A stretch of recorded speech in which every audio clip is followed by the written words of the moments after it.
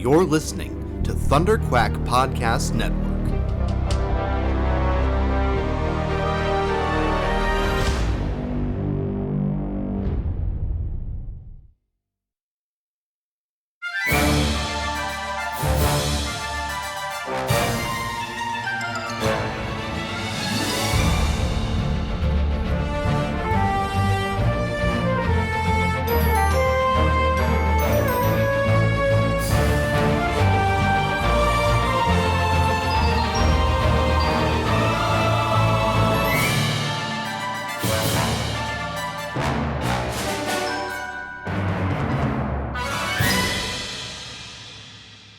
Hello there, and welcome back to Force Perspectives for Ahsoka Part VII, Dreams and Madness. I am, of course, your host, Michael Cohen, and with me, as always, the illustrious Joe Hogan. Man, how you feeling? As if it matters, because we weren't late, technically. these episodes have not been released, but we are recording this on Tuesday morning. Well, I guess for you, it's Tuesday afternoon for both of us now. Yeah, ish. The season finale is tonight.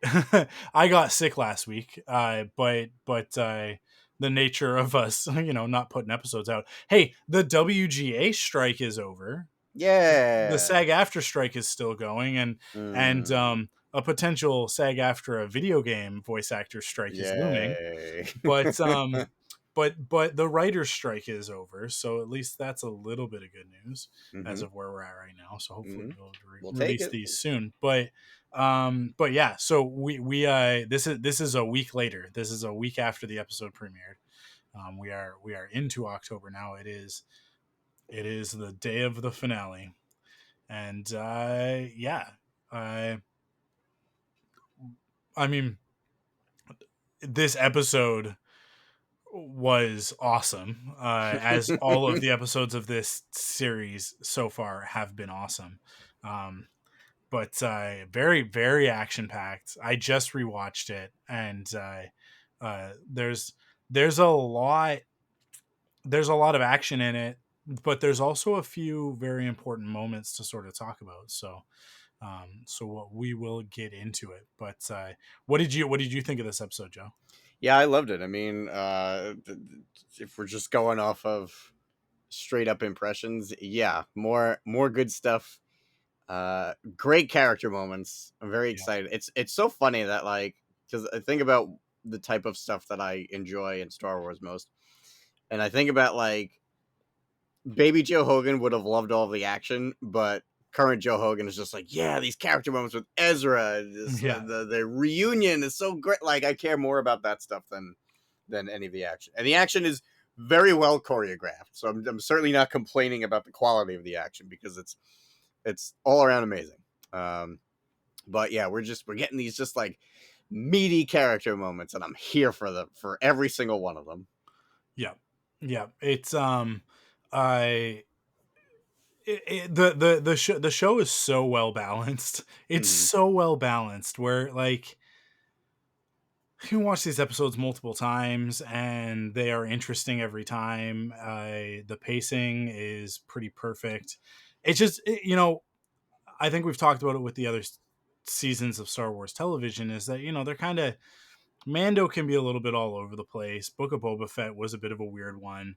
And Andor has its own sort of vibe. Obi-Wan, I think, if anything critical can be said about it, is that the pacing is a little bit weird, and having just recently rewatched all of it to do that series with Marty, there is an element to it of like, okay, like, okay, we're kind of, it ebbs and flows, but this show is just, it's just like it I don't know, man. It just flows really, really nicely. Yeah. And I, like, from episode to episode, week to week, it is just a really great experience. I'm very sad that this is the last episode of the season. We really don't know when the next Star Wars thing is coming. I guess we've got Skeleton Crew on its way. But for now, we're just, it's gonna end, and it's gonna be what it is. But all good things must come to an end, and that's where we're at.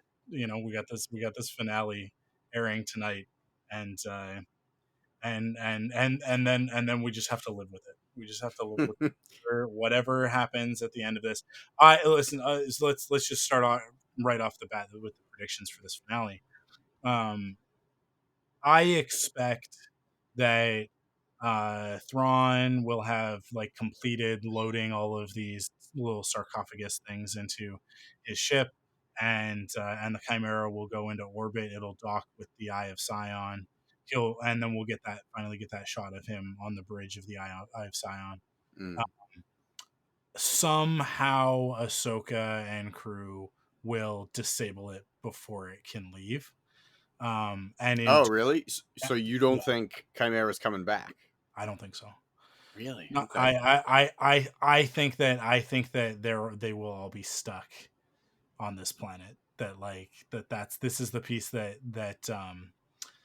Thrawn can't account for. There's a moment in this episode in part 7 where he reads, that she's Anakin's apprentice, right? And he has this sort of moment of pause, and then just sort of like brushes it off and is like, okay, okay, okay, okay. I just need to adjust my tactics here. But I think like that moment of pause is absolutely fear, right? Of like, Mm. oh, Anakin Skywalker. Oh, I'm not. I can't. I can't prepare to deal with that. Like, if she's anything like him, it will be very difficult to pin down what she's gonna do. And Mm. I don't think that Thrawn would expect them, after all of the effort that they've gone to find Ezra, to maroon everybody on this side of the universe, right? And in another Mm. galaxy on the other side of this gulf, right? So I think that that'll sort of be like the surprise moment for him, which is like, nope, like they will absolutely, of course they will, they're heroes, they'll sacrifice themselves and their own goals to stop you from getting back. I could be wrong. Maybe they do get back, and it becomes a whole thing, and there's a full scale conflict.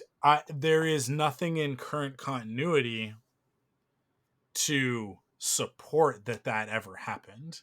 And I Mm. think that to me is the piece that I'm a little bit stuck on, is that I'm a little bit like, they must it has to stay small, because um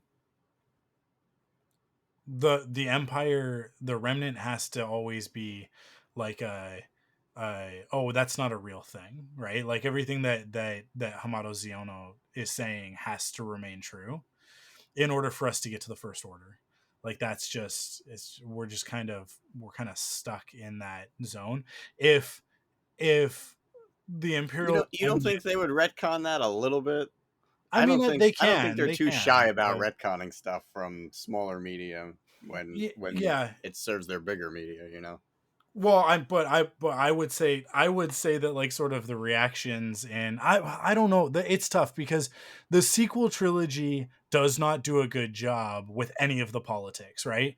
Mm. For everything that everybody ever complained about with the prequels, about like, oh, it's too political, there's too much of this, there's too much of that, Senate hearings, blah blah blah, is like the sequel trilogy made the complete opposite mistake of like never explaining to us Yeah. ever at any point in time what the hell was going on in the galaxy, Sure. Yeah. right? So we're just like, okay, so there's a new empire called the First Order, and um okay, why isn't the New Republic fighting them? Why is it the Resistance? Mm. Right? Like, why all this?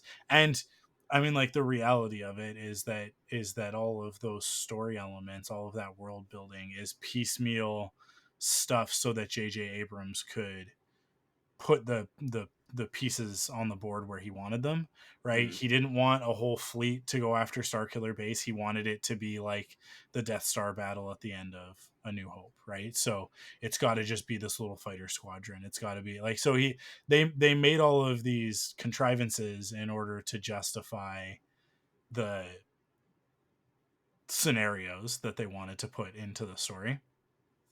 Um, so could it all be retconned? Yeah, it can, but like I don't know. It's I think it's a fairly sizable retcon to have another full scale conflict between the Imperial Remnant and the New Republic, for the New Republic to then be like, we still don't, it's fine, we still don't need any kind of actual like standing fleet or military or navy or anything like that. That's fine. Well, It's what fine. if? We'll just have the defense force. That's fine, right? But, Like it. but what if there's something because like there were it's funny because I actually wanted to. I've been meaning for a while to sit down and rewatch season 3 of Mandalorian because when I watched it, um, I was preparing for Celebration, so I was watching them, but I was really like not totally there. Like I was just like stressing out about Celebration and traveling and logistics and everything, and it just kind of it definitely like hurt my enjoyment of it. And then even when I got there, like I was sick while so like at no point do I feel like I got to sit down and just relax and absorb it all. But I feel like it was either the second to last episode or the last episode where all of those like Hux's dad and all the other officers were there talking about Thrawn, and some of them didn't believe he was coming back, some of them did. um I'm wondering if Thrawn does come back, those half of the remnants that are still out there, if they do believe and they immediately rally to his cause, and maybe it's not this huge problem, but maybe it's just like a medium sized problem where it's not like, all right, well, this isn't that big a threat. It is a threat. Let's nip it in the bud. Let's take care of it now. Um, I'm wondering if it might be kind of along those lines, but like at the same time, those stakes aren't very exciting. Maybe if it's just like, oh yeah, it's this little thing we got to put down.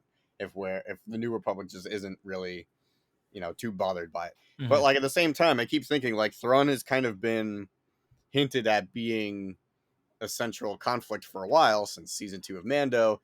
Plus, Filoni has his own movie coming out, so I feel like at some point Thrawn will be back. Maybe you're right. Maybe it won't be this early. Um, but I know you also feel like the Vong is probably going to be like the thing, right?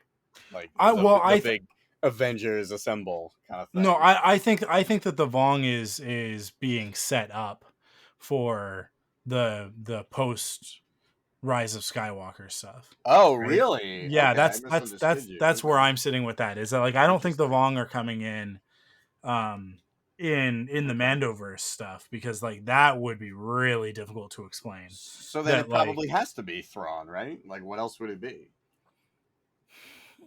yeah, it's just a matter of like where is the conflict going to happen, Mm-hmm. right? Like how is this going to happen?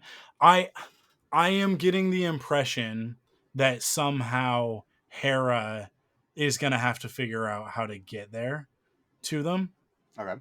because the other part of it is that I think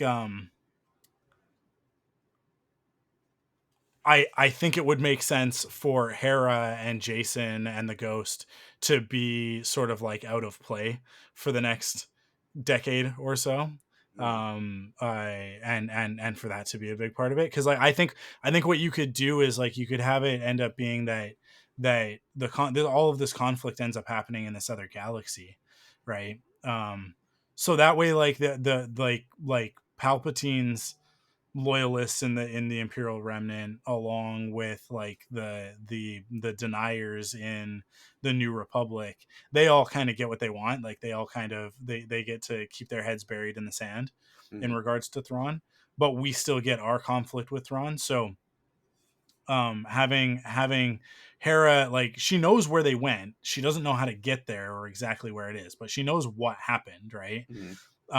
And presumably they've got like a vector, right? Because they were there when the eye left, and they were there when the Purgles left. So there's like, you could make an argument that like they have enough information if it is more or less a straight shot, right? Like if it is more or less like a you know, like from one edge of the galaxy sort of to another, Mhm. that that that Hera and others could like figure it out. They could figure out something, Mhm. right? I think another component of this that could come into play is Zeb and the the what's the Lasat, because if you remember, the Lasat homeworld is in some weird part of Right. Yeah. Like space. hidden. Yeah. Yeah, where Nebula. they had to use the Force in order to open the way to the Lasat homeworld, right? Mhm. Um, is it possible that they traveled in a similar fashion to the way that the Lothwolves travel through something, and that the Lasat homeworld is actually in that other galaxy? We just haven't realized that yet, right? Okay. The other part of it is that like Lothal could absolutely be a doorway as well, right? I do not discount the idea that we could see Doom, the Lothwolf that is associated with Mhm. Sure. Kanan Jarrus, right? That we could see him in this season finale episode. That like Mm. that part of what, because like there's been a lot of Kanan's presence, but there hasn't been anything direct, right? Mhm. There was like the closest that we got was the moment with Jason, where it felt very much like Kanan was also present in that moment, with Hera, right? Mhm. It just I mean, like visually and just like sort of like tone and pacing and everything, it was just so similar. As we've said before, like it can't be a coincidence, right? um so I wouldn't put it past Dave in sort of the 11th hour here to have Doom show up and somehow um uh you know teach us something about what's happening and why they're on this planet. Mhm. um but I mean, the other part of it that I'm trying to figure out if and how it works into it is this idea that Balin Skull is after something, Right. right? He knows something that the rest of us do not about this homeworld of the Night Sisters, and um yeah, like it will come to light in this finale. I was just gonna say, do you think we're, even if we don't see it, do you think we're at least going to find out what it is he's here for? I think so. I think Okay. so. I hope And so, man. I firmly believe that it's Sonoma Sekat. I firmly Mhm. believe that we are going to see him in some temple at the end of the episode. Like sort of after everything else has happened, it will have basically forgotten that he was in the episode, right? Or that he was in the series, right? Like this episode will just completely ignore him. And then the very, very end of the episode, the final scene of the episode, will be him in some temple, and it will be it'll be we'll talk about this in a second. It'll be like Zepho glyphs and stuff, but those Zepho glyphs will tell the story of Zonoma Sekat and the Yuuzhan Vong. That it will very much, like, we will see like hieroglyphs or like a mural or something like that depicting a living world and living starships and stuff. Mhm. And it'll be like it will very much be like the Vong are in this galaxy. Like they are somewhere in this galaxy. They are not on this planet necessarily. They are not like present in this current conflict, but that is But they're like here. Yeah. they are here, right? um and just to like set that up, because I do think that that's like the second that they're like, we're going to another galaxy, I'm like, you have like that, it must be it cannot be a coincidence that we have this set up at this, like, very soon after we got the announcement that Daisy Ridley is coming back for another Star Wars movie, and we are tentatively referring to it as the New Jedi Order. Mhm. It's like listen, the other thing that's going to happen that I'll tell you, Chewbacca's going to die in that movie. Chewbacca is Oh going to die in that no. movie. Vector Prime will happen. Like Yeah. it's like they are not retconning, but like they are adapting in the way that they've adapted other stuff, right? In the way Mm. that this Thrawn stuff is adapting some of Heir to the Empire, that in the way that like, like stuff from all sorts of things have ended up in everything post Legends canon, right? Mm. Like since all of that has been made Legends, it's like, well, we take what works and we leave what doesn't, sort of as a general rule. It's not necessarily the truth, but I think it's their ideology, right?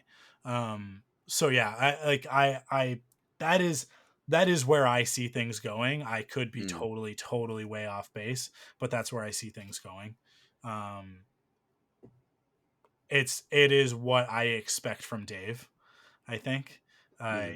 is that he would, the second that a decision was made at Lucasfilm of like, we are going to introduce the Yuuzhan Vong as the new threat, like no more Sith versus Jedi stuff. You guys are doing all this Mandalorian stuff, so we won't touch that. What else is there? And it's like, well, there are the Night Sisters, right, which he's Mm. using, and then there's the Yuuzhan Vong, and like other than that, you'd kind of have to come up with something new.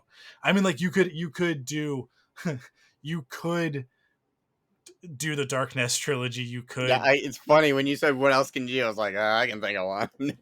that's but really, like, that's it. And to be honest, after they did the Darkness trilogy, they went, what can we do? And they go, I don't know, bring back the Sith and the Empire, I guess.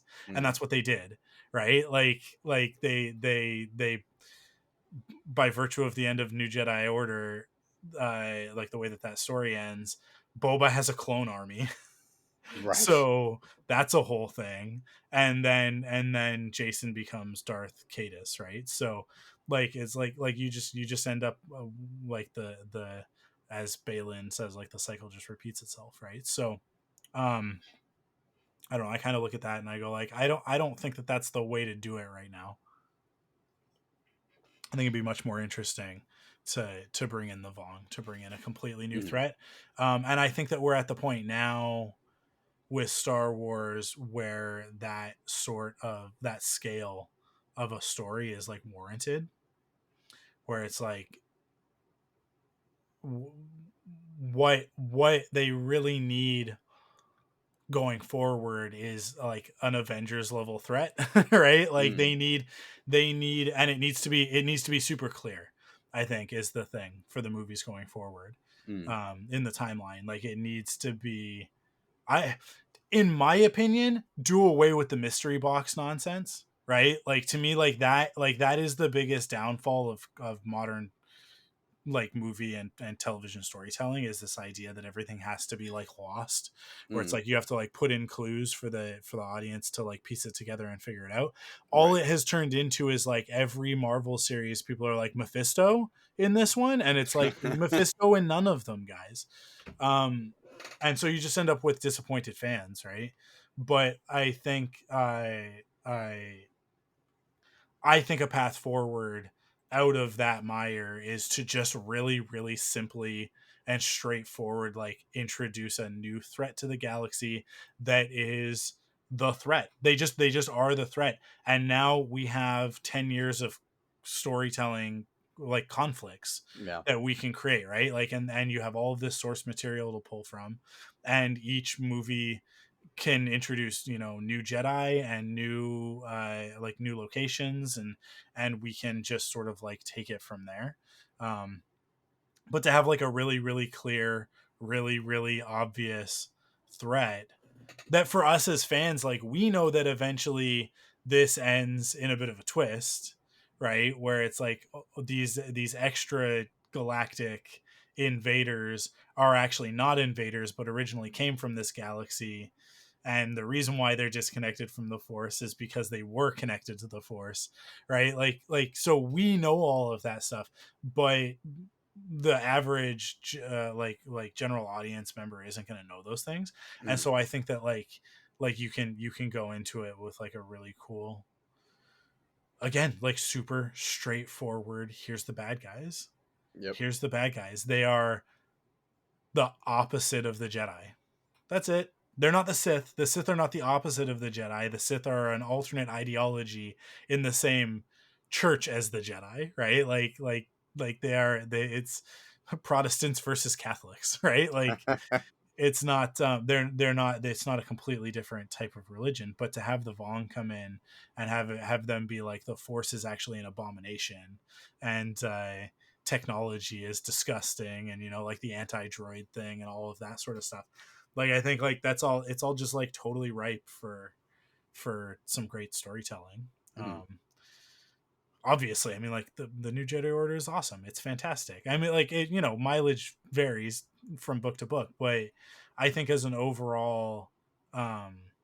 as an overall initiative from the publishing side, I personally think that the new Jedi Order is the best thing that that they ever managed to pull off, right? Like um the Clone Wars era stuff of like between episode 2 and 3, like literally between those movies coming out, I Mhm. think like which is overlaps with the new Jedi Order era, right? But um I think they also did a really good job with that stuff, like with the I Sith love that stuff, Deception man. and yeah, and Dark Rendezvous and all of that stuff, right? Like I think that those novels all did a really good job, but then were eventually wiped out by It wasn't the just that TV though. It series. was But the comics. They had the video games. They had obviously the micro series, like all that stuff. It didn't completely fit together perfectly, but it was still really well executed. And yep, obviously, like I'm super biased to the micro series, so let's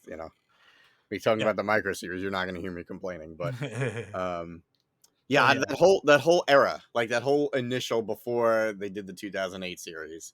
That's probably my favorite era of Star Wars. That stuff was really fun. yeah. It was. I mean, like it was actually a really really great time to be a Star Wars fan. Yeah, And I think that a lot of the people who are complaining about Star Wars as it is right now, it's like that's sort of the era that they're pining for. yeah. The action figures were great. The Oh comics man, were pretty decent. We had a lot Yoda of with them a in video vest. games. It was a great figure, Yeah. little battle vest. Yeah. Yeah. Like there was some really cool stuff back at that point in time. Between like what so what is that's like 2003 to Yeah, 2007 really, right? yeah. Like yeah. And then Clone Wars changed everything. Uh for the better, but man, collecting just isn't what it was back then. Right. That was the best era for collecting. It's But so fun, man. anyways, um, we're so far afield from this episode. Let's talk about Well, this episode. we were talking about. I think the tangent went off the rails. Not went off the rail. I mean, you know how it is with us, but um, we were talking about what we are going to see in this. Like, what were your predictions for the next episode? Um, so I think that's where. I mean, I don't know. Do you want to go back Yeah, to this episode instead of to what's we're going to see tonight? I think. Well, I mean, I think I've said my parts of it, right? Like, Okay. I think we see the Eye of Sion scuttled, right, and then and then we see Balin Skull, whatever his quest is. And Mhm. I don't know how they're gonna like pick up that thread. He obviously is not meant to die. I don't think that he is meant to die in this season. Um, Yeah, which is why I really hope whatever we get is satisfying because it's the last Ray Balin we're getting. yeah, yeah. I do think it's an instance of like just recast the character, Yeah. uh, Oh yeah, for uh, sure. because I do like I mean like he has been like transcendent in his performance. It's I think it's very difficult to come into Star Wars with absolutely no context for a character and become an instant classic. Yeah, And fan like favorite. he Shin is great and I love her, and I like I'm very intrigued to see what they're going to do next with that character, and I think I have a good idea of the direction that it'll go. But I mean, I think that we saw hints of that at the end of this episode, right? Yeah, But yeah. Um, but she's an interesting character, right? Balin is I can no longer imagine Star Wars without this guy in it, right? Like he just, from a visual perspective, he is unique. Like he has his own thing going on. I can't wait to draw him. So because it's October now, so I'm doing my Mhm. daily Star Wars character drawings, and I put Balin and Shin on the list. Um, and like man, I think he's like it's not for a little while. Well, let me bring up my list and take a look at this, because like I think that I'm drawing him like, oh, that's not true at all. I draw Thrawn tomorrow, and then I draw Balin the day after that. Oh, awesome. So Okay. so that's super awesome. So I get to draw Balin really soon. Um, yeah, I think it's probably, I think I'm talking. Oh, I'm thinking about Carson Teva. I put Carson on the Oh, okay. list as well. He's on the 25th. But yeah, like I can't wait to draw this character, because he just like he just like, there's some great iconography in his design, from the pauldrons, right, like the armor pieces that are on him, to the that sort of like that triangular pattern on the tunic. I it's just very striking. But all that said about like Ray Stevenson's portrayal, I think I think the I think the upshot of all of that, of him coming in and establishing such an iconic performance for this character, is that like the character is super clear, super clear. So the right actor can come in and continue his story, I think.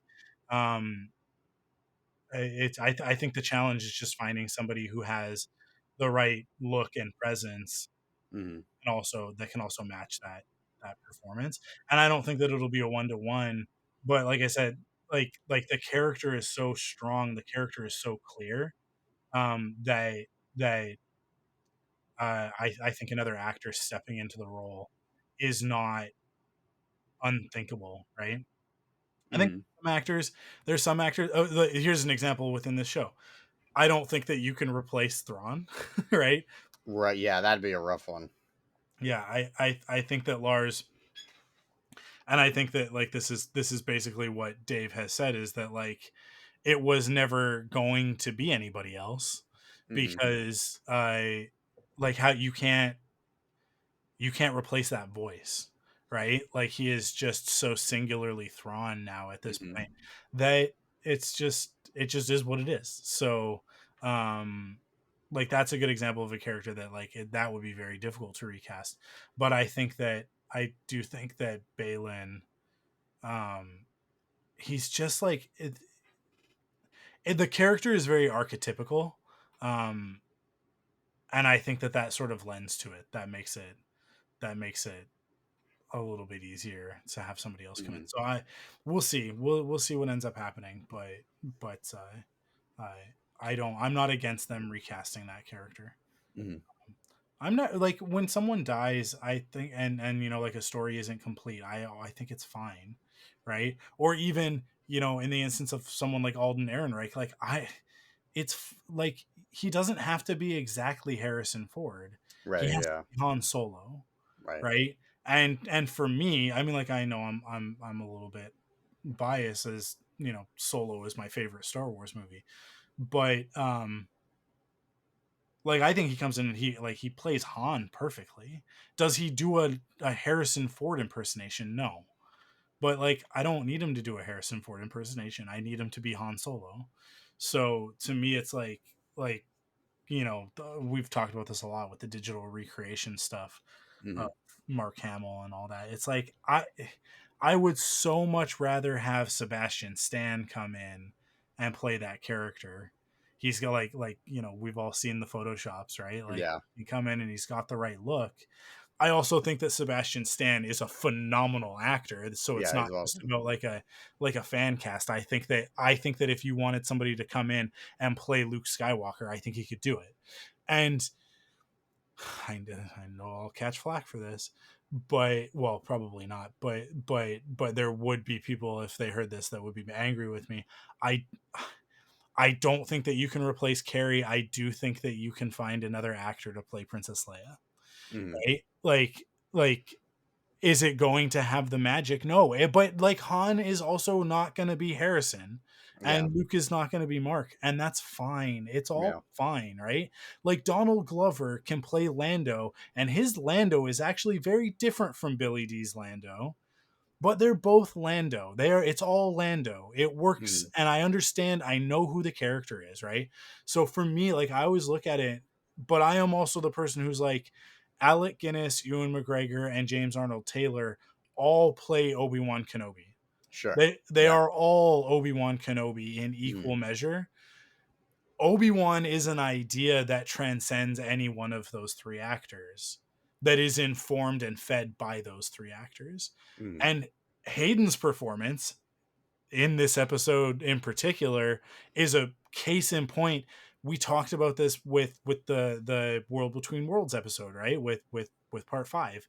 Um he absolutely 1,000% watched Clone Wars and studied Matt Lanter's Oh yeah, performance, man. and he took that performance Mhm. into his interpretation of the Yep. character of Anakin Skywalker.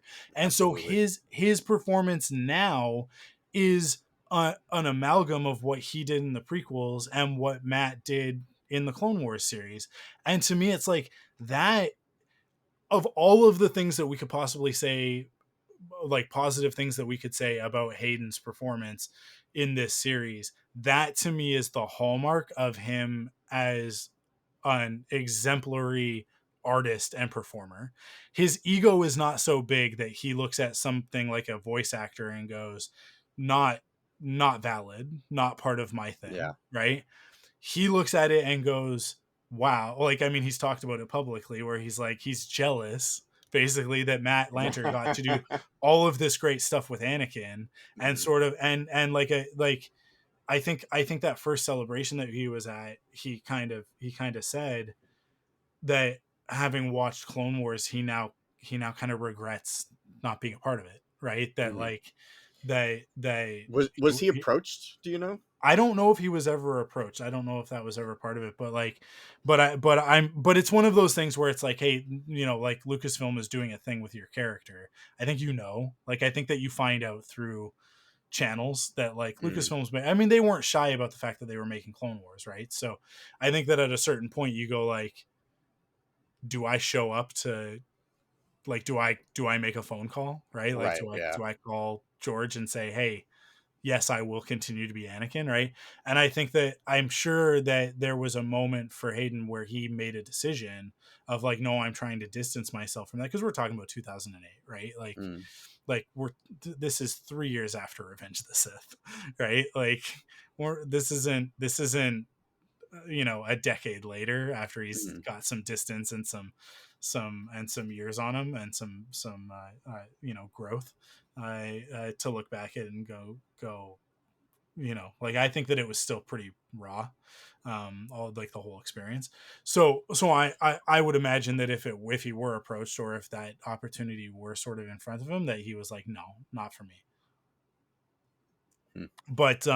But then after the fact being like, well, should I have done it, right? Like look at all of this Yeah. great stuff that they got to do, these great stories that they got to tell with this character. So it would be very easy to have an ego after something like that, and to be grumpy, and to come in and be like, no, I'm playing Anakin the way that I've always played Anakin.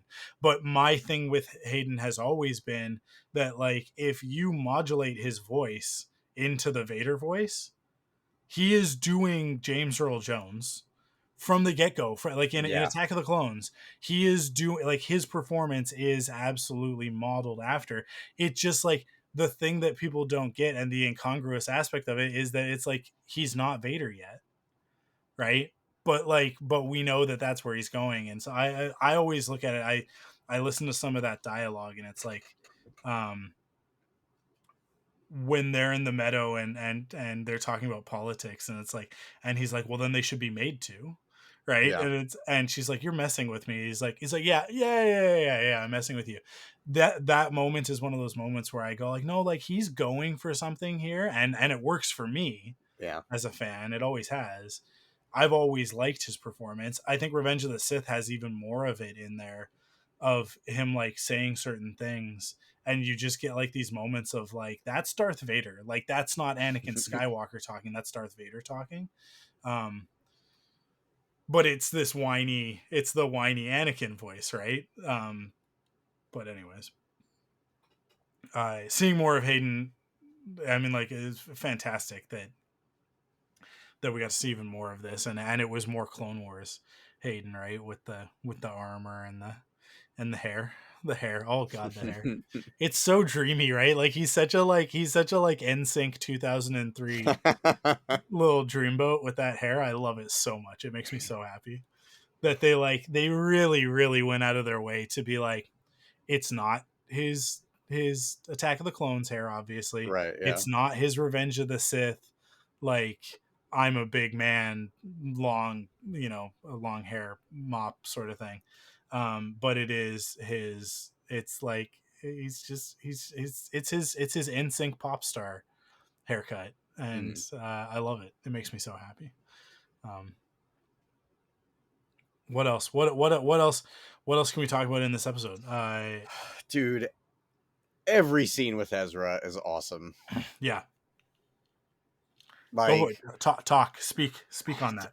dude, I mean, there's really, you know me, man. I always have trouble articulating this stuff. Yeah. It's the good feelings that I got watching every interaction of Ezra with Sabine. I don't actively dislike Sabine. Never really cared about her that much as a character. I like her; she's fine, but she's always just kind of been like, okay, kind of there. But watching the two of them interact in this episode made me so happy. Like, it just felt like a wonderful continuation of, like, didn't miss a beat. You know how, like, you know, have you ever had that friend that you guys were amazing friends, and then you don't talk for a while, maybe like a year or two or whatever, and then you see each other for the first time in forever, and like you don't even miss a beat. Like, it's exactly the way it was. There's no awkwardness. There's no like, oh hey, so what do you have? Like, immediately back into like the sense of humor and everything. That's how it felt. Like, they captured that chemistry so well of the two of those characters and the way they talk to each other. The way, I mean, just the way Ezra is in general. Um, I was talking to actually Carla Claire last night from Wampa's Lair.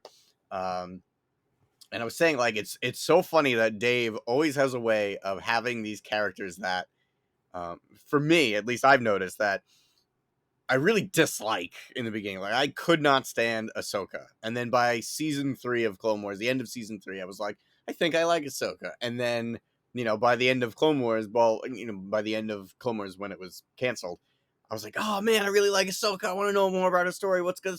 This sucks. This sucks that she's gone. Same thing happened with me with Ezra. Like, I couldn't stand Ezra. He was just really annoying to me. I can't stand it when characters do bratty things and get away with it. And I feel like Ahsoka and Ezra both did that stuff, and it would drive me crazy. So I always felt kind of a certain way about Ezra, but then, like, he matured over Rebels. I was like, oh, okay, I'm starting to like this character. And then he disappeared with Thrawn, and I had the same thing. Oh man, I really want to know what happens with this character, whatever. And now here's Ezra in live action. If you told me, I don't know, what was it, like 5 years ago, Rebels ended, that you're gonna get live action Ezra, you're gonna be so excited, and you're gonna love the character, and you're gonna be like chomping at the bit for more, salivating for more character moments with Ezra, I'd be like, you're crazy. But then I'd be like, yeah, but remember how you felt about Ahsoka. And then remember how you felt about seeing Ahsoka in live action in Mandalorian for the first time and how excited you were. So it's just, I keep going through this. I keep not learning from this lesson. You know what I mean? Like, it just keeps happening. So I'm waiting for, like, the next annoying character to just totally forget all over again that, oh, eventually I'm going to love this character. I don't know, man. It's crazy to me how it has to be the same thing, right? That these actors watched Rebels and were just like, okay, yeah, I get it.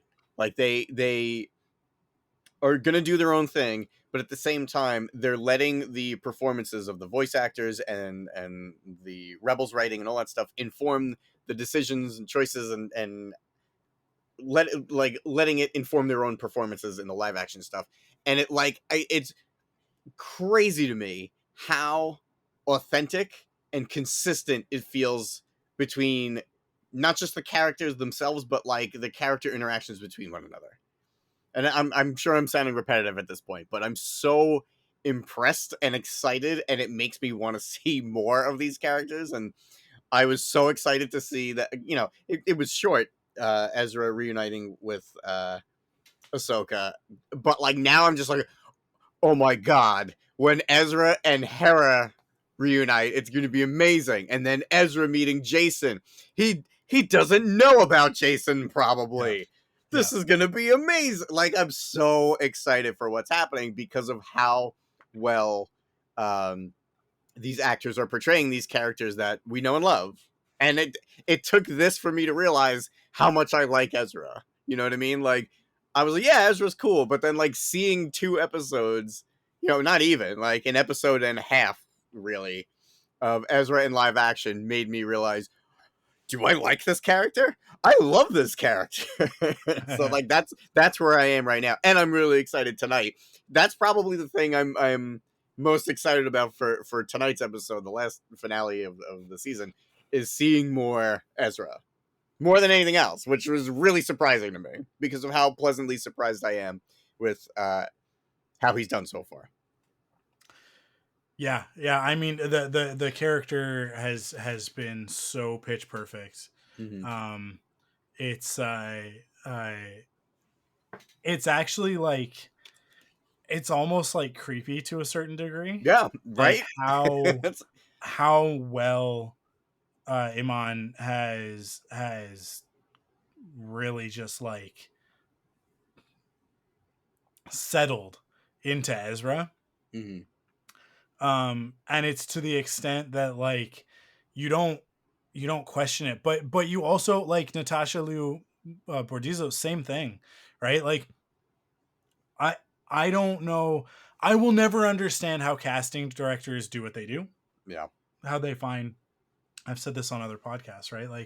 Like I just I don't I it's so astounding to me to like look at an actor and go, okay, I think this one, Mm-hmm. right? And then as a director to um I think like as a director it's a little bit easier because then it's like, okay, well, I've got some stuff in front of me, right? So like let's like run some lines and see if you can get there, right? Like Mm-hmm. let's see how close you can get to the character. And so I think auditioning somebody in that way is one thing, but like finding the people in the first place to audition, it's just like, how do you how do you even put this together, right? Sure. That these actors from other things could possibly have the right mix of attributes to really like nail Mm-hmm. this character. um it requires such an understanding of the character in the first place Mm-hmm. that like, yeah, I don't know. it's Let, it, let, it it's one thing to do it for like, oh, we need to find a little Princess Leia, right? mhm. Well, Sure. Princess Yeah. Leia is iconic, and Carrie Fisher was Carrie Fisher, and like we know what we're going for here. Ezra Bridger is a character that like most people do not know existed, Mhm. like, or did not know existed until this series. Like just like such an off the beaten path character that those of us who have experienced Star Wars Rebels go like, well, Ezra is Ezra, right? But but like, I don't know, to just, you'd have to just like crash course on that character and then start like seeing actors. But then like, to be, I think to be so specific, right? Because like there's an ethnic quality that also has to go into play here of like, we're not going to whitewash this character. So we Mhm. need to find somebody who is um uh like Middle Eastern in some capacity, right? In order to fill this role, because the character is very much that, right? Um, so now I have a you're follow up narrowing it question even for more. you But about yeah, this. go ahead, go ahead. Okay, so we touched on it a little bit before, in terms of recasting, right? Yeah, Where sometimes they find it's appropriate to uh, do the uncanny valley thing and CGI the face to make it look like Mark Hamill or Carrie Fisher, and then in other instances you totally recast. So you have Donald Glover, Alden. I can never remember his last name. I can't remember Aaron May. anybody's Yeah, name. So I- I'm curious what goes into the decision of recasting the role versus casting the role in the first place, because you have actors like Lars, Katie Sackhoff, like people who are reprising their roles from yeah. these animated characters, and then you have, I'm a little bit not surprised, but like I'm a little disappointed that they didn't go with Ashley Eckstein for Ahsoka. So they didn't go with Vanessa Marshall for Hera, because I felt like that was an easy one, honestly. Yeah, That was one that I was really expecting. I was expecting Vanessa Marshall to be Hera. So what do you think, other than like, obviously not all voice actors have on-screen experience. I'm not sure Ashley Eckstein does, but I still think she would have done a good job as Ahsoka. But do you think that's all it is? Do you think it's a matter of like it's just that screen presence, or do you think there's more to it than I don't want everybody to get mad at me that? Oh for what I'm boy. about to say, but I'm just gonna be super realistic about this. Um, there are two factors at play here with the three characters in question in this show: Mm-hmm. Ahsoka, Sabine. Actually, I guess four: Ahsoka, Sabine, Ezra, and Hera. It's less of a thing for Hera. I do think, like, of all of them, recasting Hera away from Vanessa Marshall is the one that surprises me the most, because I do think that, like, just from a Mm-hmm. visual and from, like, just like a presence sort of thing, especially having been in the same room as Vanessa Marshall on multiple Mm-hmm. occasions, like, she very much exudes that space mom vibe. So um, I think she would have done a phenomenal job. I really, really, really like Ashley Eckstein, both as an actor and as a human being. She's a Mm-hmm. wonderful, amazing human being who I have, Mm-hmm. again, been very fortunate to be in the same place as. I don't think she would have done nearly as good of a job with this character as Oh Rosario did. no! Get him, internet. Get him. Um, Do the your other thing. Cancel him. the other aspect of that is that at a certain point it became clear that Ahsoka was coded as a person of color, right? Mm, Even though Ashley was the one playing the voice. And she was cast as that voice in a different era, in a different time, in like, we're talking about, she would have been cast in like around 2005, 2006. mhm, So even earlier than when the show actually releases, right?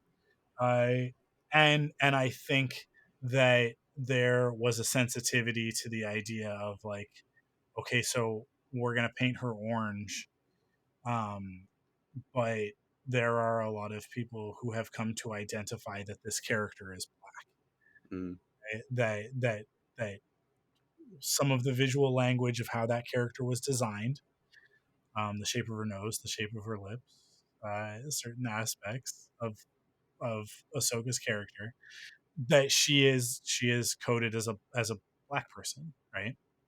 Um, African American, right? So I think that informed a lot of that decision as well.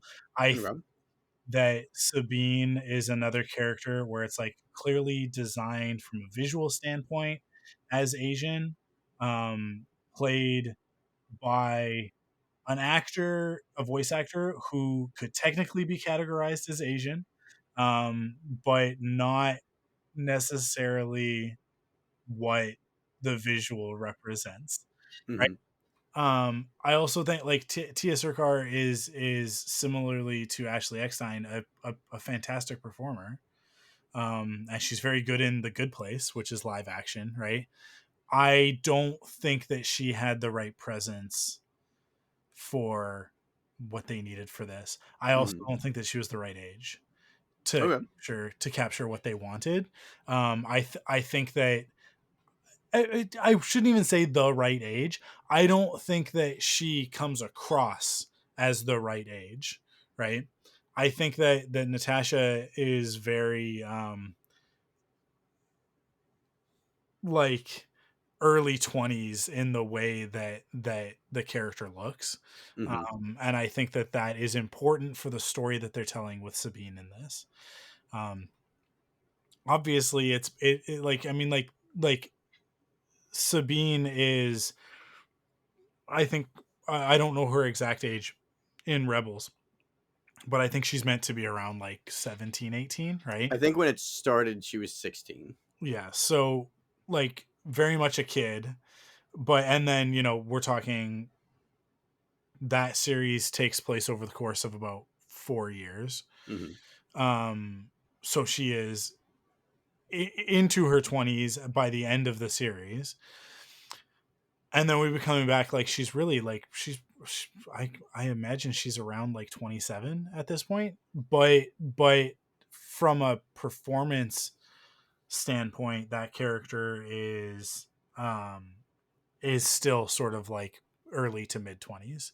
I think that there's meant to be sort of an Arrested Development aspect to the character, in that like since the end of the war she really hasn't grown up very much. Hmm. um that she's kind of been stuck in this stasis because of what happened with Ezra.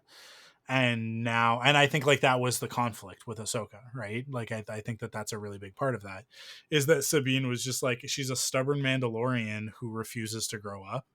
And that's very hard to train as a Jedi if those are your character traits. So I think that they cast the character really well. I think with Ezra, it is very clear that Taylor Gray, another really great performer. I mean, like, he established the character, he created the character of Ezra that we love. So obviously, he's capable of the performance part of it. Um, he is very handsome, so there's no like lack of star appeal, like sort of thing going on there. I think it's just really, really clear that like Ezra in the series. Now, here's the thing: really, really clear to those of us who know what we're looking at. Not very clear to people who just want every character to be white and want to just read every character as white, Hmm. right? Um, but I think like from day one, I mean, right down to the name Ezra Bridger. The names Ezra Bridger and Kanan Jarrus were very clear choices on Dave's part to um, tie these characters to Mediterranean, Middle Eastern origin, right? Like they're biblical names, Ezra and Canaan. So they like that has always been there. But the second that we saw Ezra's parents, it was like they are Middle Eastern. These characters are Middle Eastern. Hmm. Yeah, I mean, like, it could not be more clear and more obvious. So I think that when it came time to bring that character to live action, it was very clear we are going to need to use a Middle Eastern or Indian performer for this. Like Hmm. I think that was a very clear choice, right?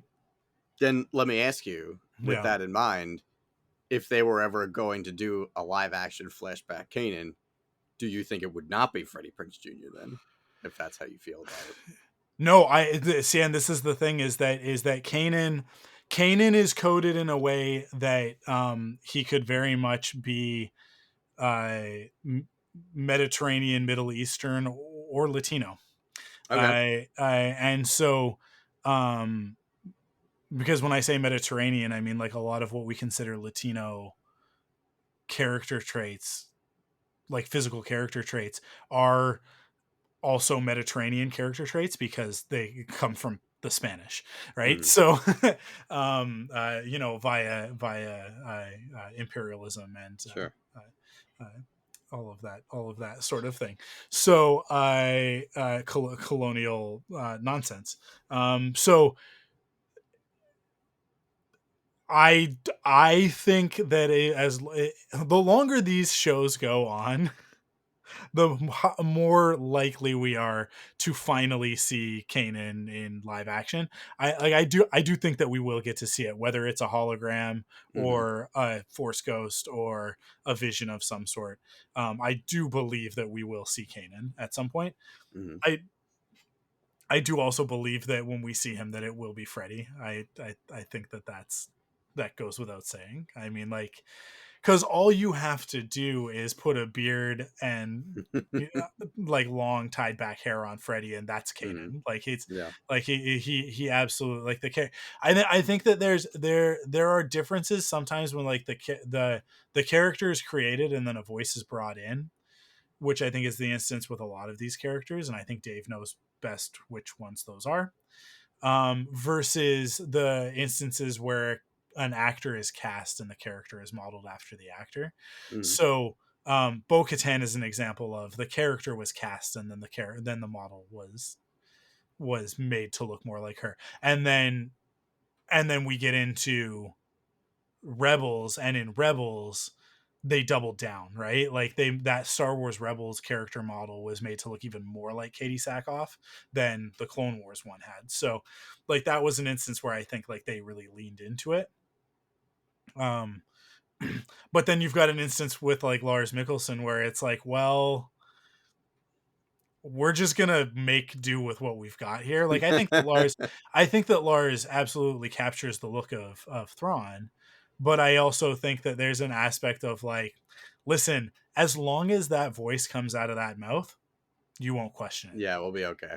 I think that's sort of where a lot of the decision making process is kind of coming from. But I think that to have Taylor Gray in the role of Ezra would have been a little bit weird because Taylor does not look like Ezra, right? Like Taylor is Ezra looks very Middle Eastern. He has Hmm. the big nose. I can say these things. I'm Jewish, okay? Like just for people who maybe don't know that, they only listen. They don't listen to everything. I'm Jewish, so I have a big nose as well. So I can say, about these characters. He has Middle Eastern physical character traits, right? The big nose being one of them. And Taylor does not have that. Taylor has a very classically handsome face. Like Taylor Hmm. Gray, like again, I have the perspective of having been in the room with some of these people and like talked to them like more than once. Which I guess isn't that big of a deal anymore because people go to conventions or whatever. But but more of like a one-on-one sort of situation. And yeah, like Taylor absolutely like is Ezra from a performance standpoint, and from like a personality standpoint, but like physical stature, like it's just it I wouldn't necessarily, if he wasn't already the voice, I don't think that I would cast him as the character. You know Hmm. what I mean? I and I Sure. think I think that when it comes to Sabine, I think that's a similar thing of like if Tia walked in an audition, I don't know that I'd necessarily put her on the short list, right? Just because I think that there's just some visual stuff that's it's not better or worse, it's different. It's really really difficult to talk about this because we're talking about real people. We're talking in a lot of these instances about people of color, so I think like that also makes it like a difficult conversation to have.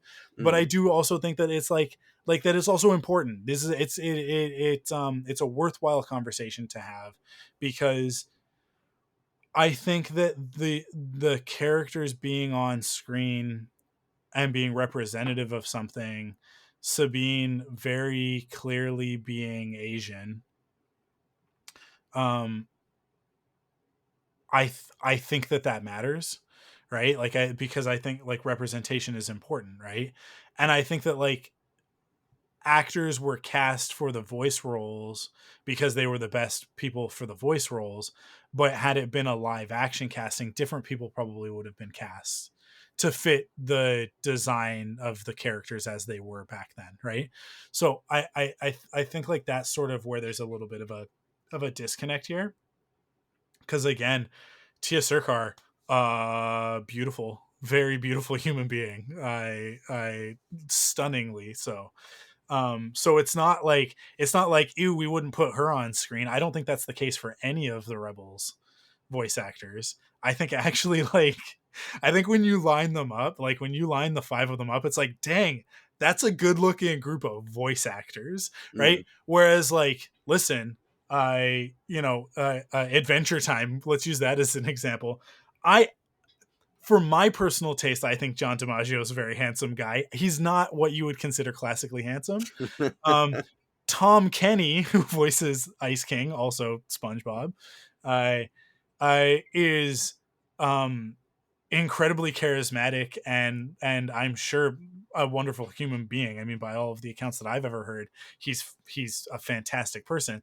He is again not like most voice actors were kind of looking and going like, yeah, there's a reason why like you never really broke out on screen, right? Like even your friend and a person that I admire greatly, James Arnold Taylor.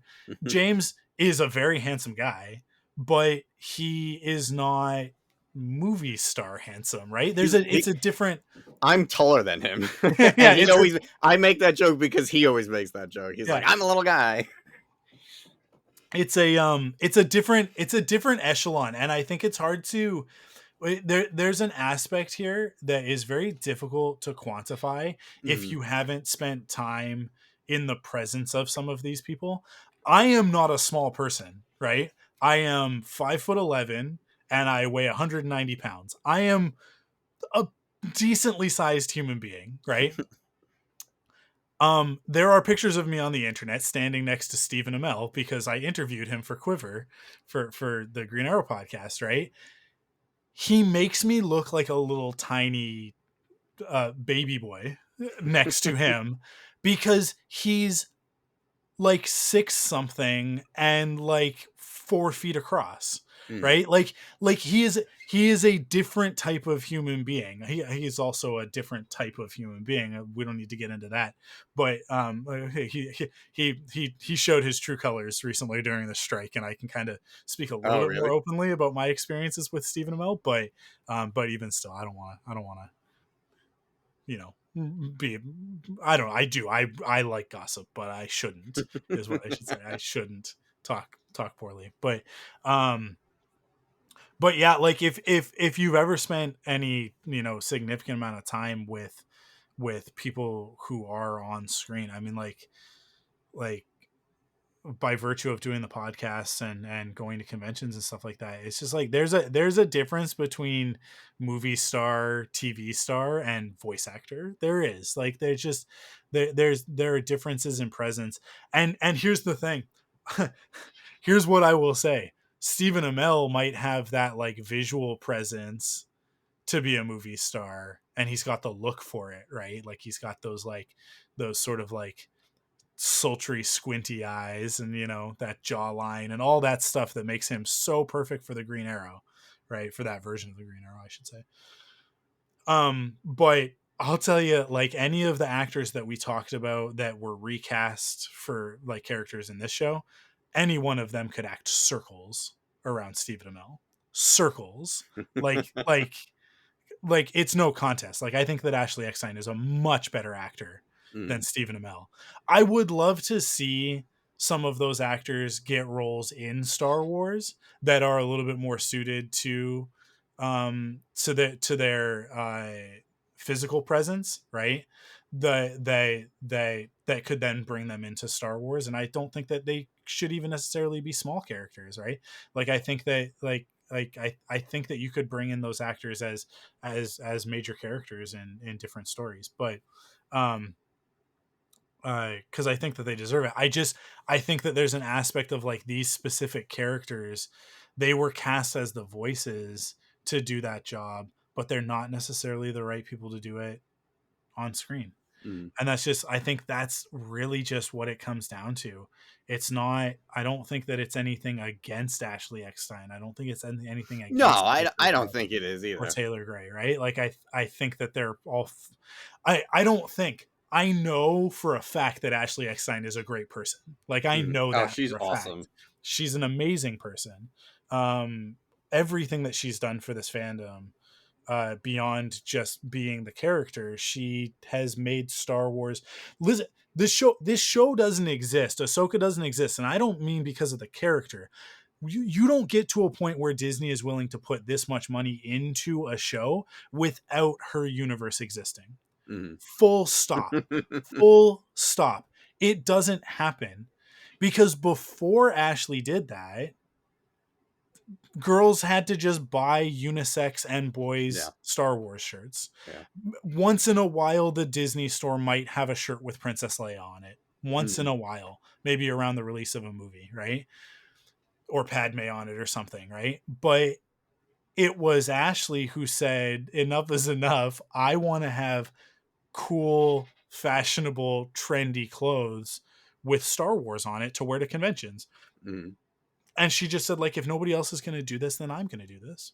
And she did it, and she gave a voice and a presence to an entire segment of the fandom that existed but had been so neglected and underserved. And so, like, her contribution to Star Wars as a fandom is so much bigger than her performance as Ahsoka Tano. Mm. um and I mean, like, it all interweaves and goes back and forth through it, because her performance as Ahsoka also then brings all of these new fans, in these young girls to Star Wars, and changes the face of the demographic even more, right? And evens it out even more, to the point where, like, we go to Star Wars Celebration now, and it is 50-50, right? Like, it's like there's no like, oh, this is a Star Wars is a boy thing. Star Wars is Oh not a boy yeah, thing. yeah. Star Not at Wars is all not a anymore. boy thing. Um so yeah, like I think that it's a difficult, like, it's such a difficult thing to talk about. But at the end of the day, um making movies is making movies, right? And I know these are TV shows, but Hmm. like, it is what it is, and it you have to do what's right when you're adapting, when you're switching mediums. You have to do what's right for that medium. And I think that the decisions that were made, I think that the stuff that the choices that Dave made, I think were very good choices. um had these characters been replaced for stunt casting, which, I mean, you could make the argument that Rosario was a stunt casting thing, but I don't think that Rosario's profile is big enough to be considered a stunt cast. Right. um but like, had it been done to stunt cast these characters, I think the only one that really falls into this, the only one that we could have this sort of argument about, is Mary Elizabeth Winstead as Hera, right? I don't necessarily think that she is the perfect person to play Hera. I think she's doing a very good job. I think her scenes in this episode in particular were very good. I like her in the role. um and I think they have bigger stuff planned for that character, and I think that's why she's been brought in to do that role. But I do also think that there's an aspect of, like, she's a name that you can put there, and I think that there's a little bit of nepotism going on there, in that she is married to Obi-Wan Kenobi. So I think that conversations happened, and it was like, and she was on set and was like, I want to be in Star Wars, and it was like, well, actually, you know what? I think you'd be good as Hera, right? Like, I think that Yeah. conversation happened, and I think that that's how she ended up in that role. I don't think that was one where it was like, where there was like a very clear reason for needing to cast outside of the voice actor. Mm. Um, yeah, I don't know. Do you think I've been fair? Have I been fair and measured in my No, response? I think all of that is entirely fair. Honestly, I was Yeah, giving you a hard time before. yeah. It's Yeah, it's it is a mixed bag, and it's bittersweet, right? Because I would sure. love to see Ashley get the opportunity to Hmm. show us her capability on screen. Um, I wish I could go to the parallel universe yeah, where she was casted and watch that Ahsoka yeah, show. Not necessarily because I think Rosario is doing a bad job, not at all. I would just love to see, you know what I mean, like the morbid curiosity of like, ooh, what would it be like if this isn't how it happened? yeah, Same kind of thing with like Ray passing away. Like, oh, what if Ray yeah, didn't pass away and they didn't have to now? Most likely, I mean, we don't know for a fact that he's going to survive. I feel like he will, but you know what I'm saying. yeah, yeah. Yeah, well, I mean, like, where's the? I want to go to the universe where Russia didn't use bots to to radicalize Star Wars fans against the Last Jedi, and Solo didn't tank as a result, and therefore not that Solo tanked. Solo was actually like a box office. It was fine in the box office. It wasn't a huge success, but it was fine.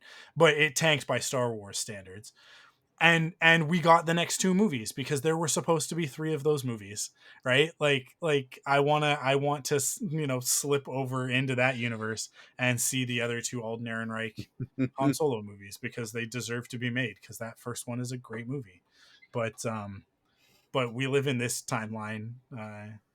You know I really just think, like, if Trump hadn't gotten elected, I think everything would have been better, just across the board, uh, just I across the board. I But still don't think I would like the Last Jedi if he wasn't elected, but here we are. well, you can be wrong about that if you want to, but yeah. Uh, this episode, is there anything left to talk about in this episode? There is one thing that I really appreciate because you know me, I get hung up on details and not always in a bad way. There's a detail that I noticed on my second viewing that I really appreciate and I want to bring up.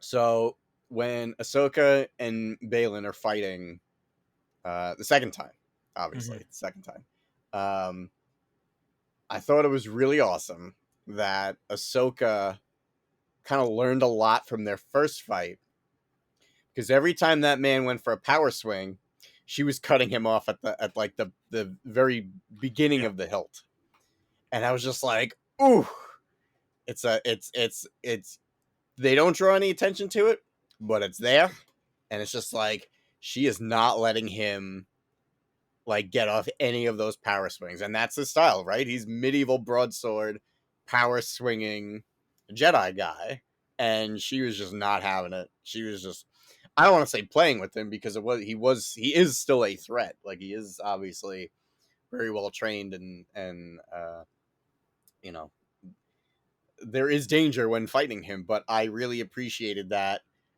She had her, she had her fight. She lost her fight. Then she went and had her spiritual awakening, and all is clear with who she knows who she is again. And then came in and is like, "Yeah, I know how to handle this guy." I love that. I thought that was a cool detail, and yeah, I think she probably would have defeated him if, like she said, I don't have time for this. You know what I mean? Like I got stuff to do, man. Like let's come on, let's move this along. So that's it. I just wanted yeah, to bring attention to yeah. that. I really liked it. Absolutely, yeah. The tone of that fight is so different from the last time that they Mm. fought. Um, yeah, it's the choreography is fantastic. I'll also bring up Ezra's fighting with no weapons. Oh man, And so yeah, like good. his Jedi monk fighting style, Hmm. I really appreciated. Um, I love that he didn't even want the lights. He's like, no, no, it's yeah, yours now. yeah, Give it to you. yeah. Um, Shin, you think? I mean, Shin's getting turned to the light side, right? Like that's what's gonna Oh happen. yeah, there's no question. I've seen a lot of people say that she was more surprised because Ahsoka was alive, and like I get that, but like the seduction of the light, the pull to the light, right? Like it's there, it's in that shot where she's like, she didn't just say no and run away, like she thought about it. Yeah, It's happening. I think you're right. She's gonna end up with Ezra. She's Mara Jade of this yeah, story. I think so. I think so. Uh, Okay. I mean, I think that's it. I think we did it. Like I said, like this was a very action heavy episode. I mean, we talked about a Mm. lot of stuff, but a lot of that stuff was sort of outside the scope of the actual episode itself. But Oh, I guess um, one last thing. I did yeah, think of you because I know you love silly in your Star Wars, which it is. I agree. Star Wars has to be silly to be Star Wars. Little slingshot yeah, guy yeah. directly From from Ezra, right? Because Ezra used the slingshot. 100%, 100%. Yeah. I also love. Listen, they're called Noti, right? That's what they're Mm. called, Noti. But I believe, and this is a question to ask Dave Filoni. So if anybody gets the opportunity, ask him. Uh, I think they're called Noti because they're little shell houses. They look like gnocchi. They look like Mm. potato gnocchi. Okay. So I think that's where the name Noti comes from. Is that they're little gnocchi guys. So they're just like they're these little gnocchi crab guys. So yeah, that is my observation. I haven't seen anybody else make that observation, but that is my belief. Is that they're little potato pasta boys. That Dave was just eating some gnocchi one day and was like, Star Wars character. What if a little crab guy lived inside that? What if there was a little guy and then they were little hobbits that live inside potatoes? Actually, you know what? I just convinced myself that this is absolutely the way that it happened because, like, potatoes, man, boil them, mash them, stick them in a stew.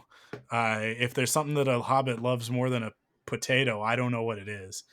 And so, for their little shells to look like little gnocchis and for them to dress like little hobbit guys is just, again, there are too many coincidences for this to just be a thing. Like, Mm. it's like, no, this was on purpose. Dave is a genius. What looks to some people like insanity to other people looks like genius. And I think this is an example of everybody else being like, Dave, you're crazy. And him being like, no, but I know there's at least one guy out there. I know there's at least one guy out there with a podcast that's going to get this, that's going to understand. That's going to understand. That's how you make Star Wars characters. You just Mm. grab a thing and then you just go like chapstick, Chappa, Chapastaku, Star Wars character. Chapastaku is now a Star Wars character. You Yeah, guys can have that for your Star Wars role playing game campaigns. there you go. Yeah, he's got to be Twi'lek with really really nice lips. Okay. Okay, cool. That's it. That's an episode. We made an episode of a podcast Yeah, that you boy. guys have now listened to, and thank you for doing that. Thank you for listening to us. My voice is starting to go, so it's time to wrap it up. Do it. Do Thank it. you, Joe. Thank you, Thank you. listeners. Thank you, David Felonius the third. I once again for delivering incredible Star Wars to us. I no thank you to the AMPTP for their continued stubbornness and